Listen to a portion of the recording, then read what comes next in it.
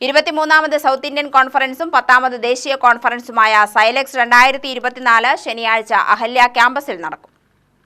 Ahalya school of paramedical സയൻസസും student association of medical laboratory ടെക്നോളജിസ്റ്റും സംയുക്തമായാണ് സൈലെക്സ് 2024 സംഘടിപ്പിക്കുന്നത്.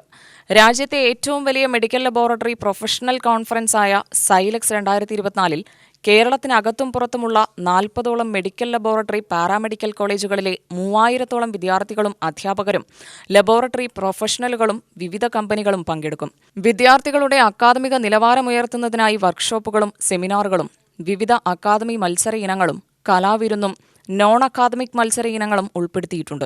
കുട്ടികളുടെ ഇന്നോവേഷൻസ്, എന്റർപ്രണർഷിപ്പ്, റിസർച്ച്, അക്കാദമിക് ഇതെല്ലാം മാറ്റിവെക്കുന്നുള്ള മത്സരങ്ങളുണ്ടാവും, അതിനുള്ള സമ്മാനങ്ങളുണ്ടാവും. അപ്പൊ അത് ഇപ്പോ ഇത് ഹോസ്റ്റ് ചെയ്യുന്നതിൽ അഹല്യ ഗ്രൂപ്പിന് അത്യധികമായ സന്തോഷമുണ്ട്.